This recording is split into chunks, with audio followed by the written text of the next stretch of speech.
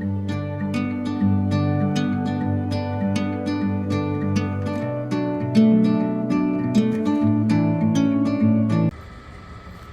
day everyone, my name is Laika Okdima, BSc from Dash 2.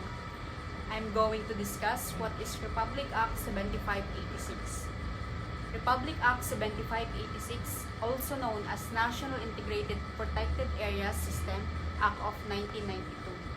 An act providing for the establishment and management or National Integrated Protected Area System, defining its scope and coverage and for other purposes.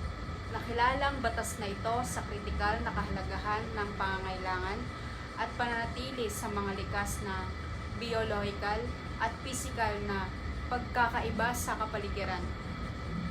Nagtalaga din ito ng protected areas o tinatawag na wild sanctuaries. Ilan sa mga wild sanctuaries ay ang kagubatan at ilog. Layunin din itong protektahan at paramihin ng lahi ng mga hayop at halaman ng malapit ng maubos. Pangalahagahan nating kapaligiran dahil ang kapaligiran din ang bahala sa ating pangangailangan.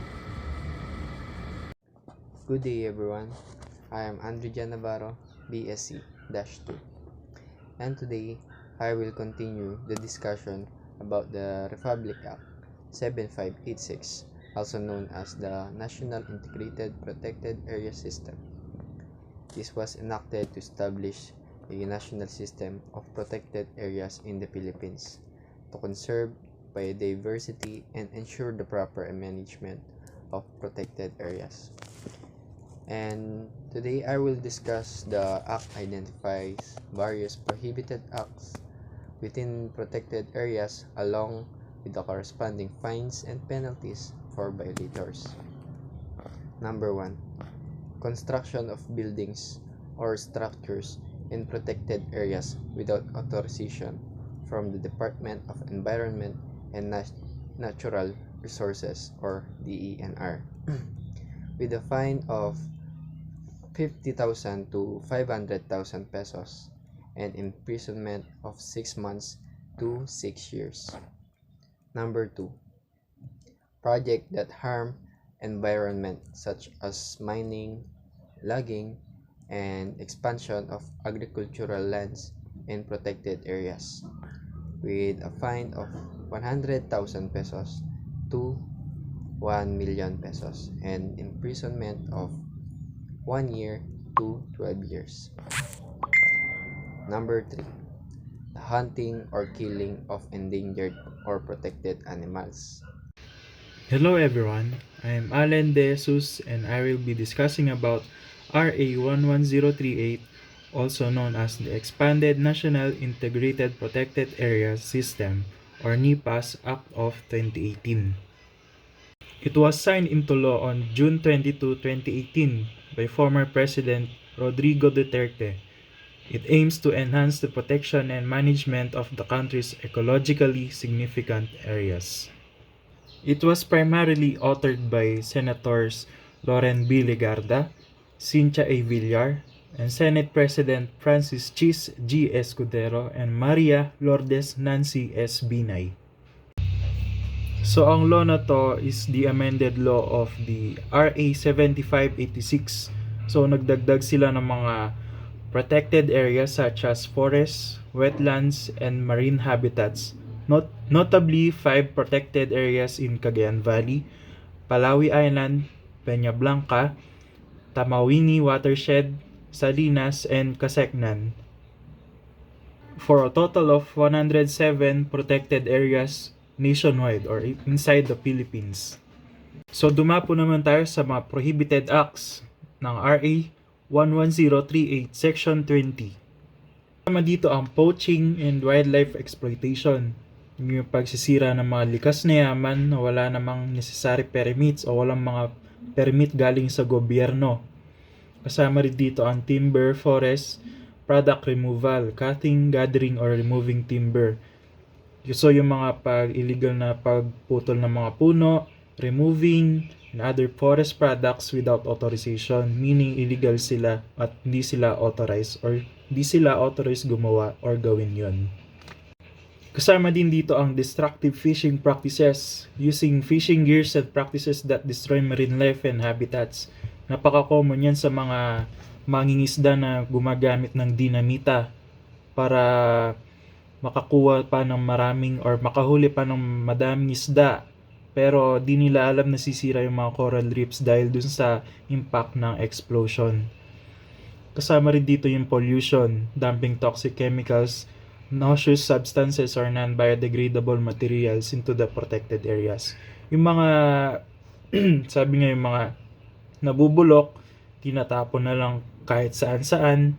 Kaya nga meron tayong Solid Waste Act na RA 9003. Kaya hindi dapat ginagawa yung mga dumping toxic saan-saan na lang nilalagay ng mga tao. Madalas kasi yung mga ganyan sa mga probinsya, kaya hindi halos nahuhuli kasi hindi naman sila aware. Una-una, hindi sila ganun ka educated tsaka aware sa batas natin, lalo na sa mga environmental laws. Kasama rin dito ang unauthorized construction, constructing or maintaining structures without prior clearance from the Protected Area Management Board or PAMB. Usually yung mga nangyayari yung mga ganyan sa mga probinsya din, lalo na kapag nakikita nilang bakante yung lote. Ang gagawan nila ng business o kaya papatayo sila ng establishment. Kaso nga lang, hindi sila authorized, meaning hindi alam ng gobyerno or ng kanilang LGU or local government unit. So dumapo naman tayo sa fines and penalties ng RA 11038 Section 21. So violations of Section 20, may multang 200,000 to 1 million pesos at may pagkakakulong naman na 1 to 6 years or prison correctional. At sa violations of Section 20O to Section 20V, ano yun yung mga yan? Yung mga hunting, logging, occupying public land, may multang 1 million to 5 million pesos at may imprisonment na 6 to 12 years or prison mayor. According to Protected Area Management Board, if the fine reaches 500,000, the PAMB may cause the cessation of operation and demolition of the facility at the owner's expense. So meaning, may isang tao illegal na nagtayo ng establishment sa isang protected area. Ang PAMB ay may authority na magpa-demolition or magpagiba ng establishment gamit ang iyong expenses or owner's expense, meaning yung tao na nagmamay-ari ng illegal na establishment. So dumapo naman tayo sa mga administrative violations, meaning yung mga government employees or public officers, may multang 50,000 hanggang 5 million pesos. So the DENR or the Department of Environment and Natural Resources through the Biodiversity Management Bureau or BMB is tasked with the enforcing provisions of RA 11038. Violations may lead to administrative fines, criminal charges, and forfeiture of illegally collected resources. Public officers convicted under this act will face perpetual disqualification from holding public office. So yung mga public officer na nag-commit ng crime through RA 11038 Section 21 madi-disqualified from holding their public office. And that is the conclusion of my topic, which is the RA 11038 or the Expanded National Integrated Protected Area System or NIPAS. So yun po, gaya nga po na sabi ni Ma'am Kat, taba ka man, payat, maitim, maputi, isa lang ang pagkakapareho natin, which is yung Earth, ang mundo. Kaya dapat preserve natin o conserve yung mga likas na yaman, lalo na yung mga anyong lupa, anyong tubig, dahil at the end of the day, yan lang ang makukuha natin from God. Thank you.